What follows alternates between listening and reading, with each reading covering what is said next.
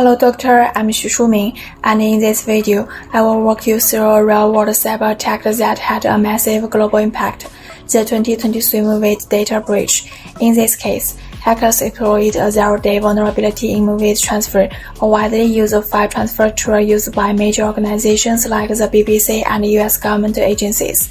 Over 2,000 organizations were affected, and sensitive data was stolen by the CLOP ransomware group. For my CDS523CDS523, I analyzed these incidents from a computer forensic perspective.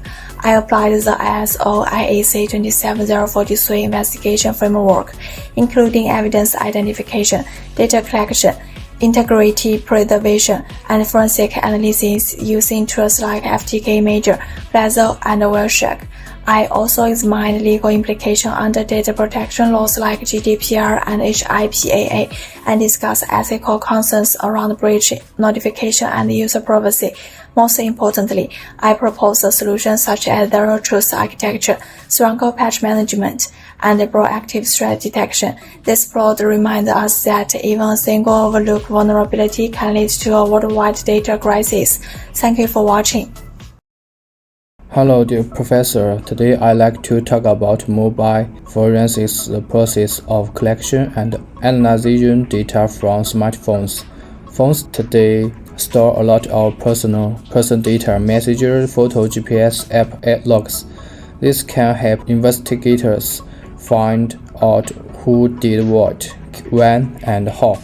For example, in a 2023 found case, police used WhatsApp Messenger and screenshots to track a suspect actions, but it's not easy. New phone use strong encryption.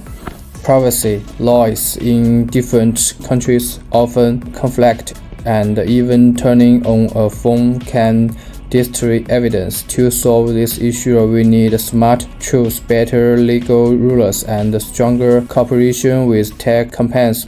Mobile forensics must protect both public safety and person privacy. Thank you.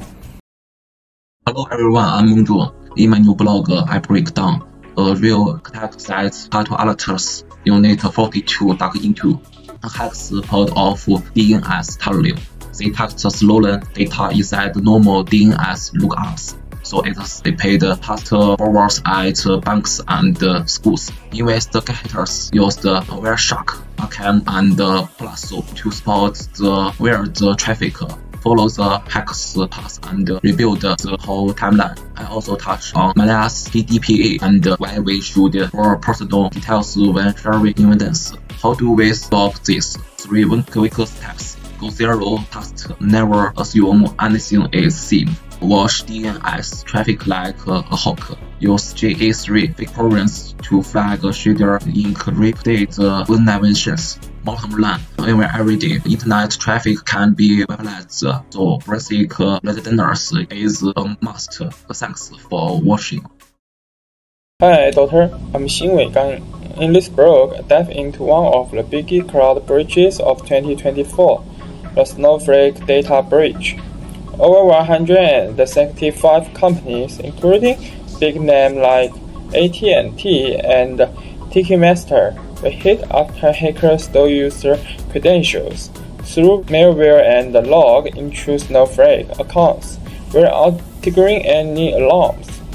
They didn't hack Snowflake directly. They used legitimate passwords.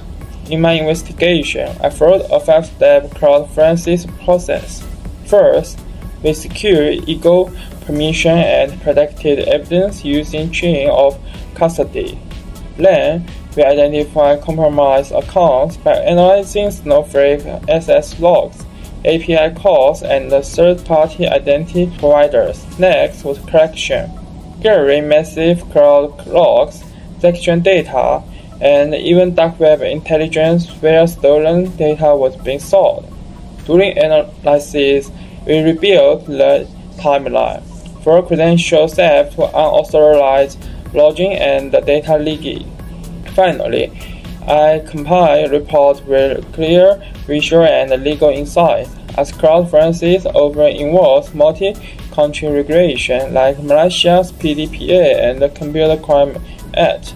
A breach could have been prevented with stronger MFA and better credential hygiene and zero-trust security models. Thanks for checking out my blog.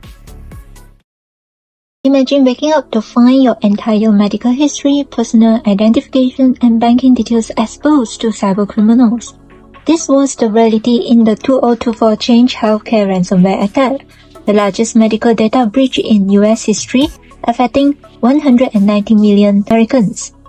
I am Yiling, and for my CDS523 assignment 2, I investigated this real-world cybersecurity incident. Hackers from the LPHB group gained access using a stolen password without multi-factor authentication. These simple winners caused nationwide healthcare disruptions, delayed prescriptions, and ransom demands. In my report, I examined the legal issues under HIPAA, the ethical failure to protect patient trust, and the societal impact of such a massive breach. I also discussed how proper digital forensic readiness, secure access controls, and rapid incident response could have prevented this crisis.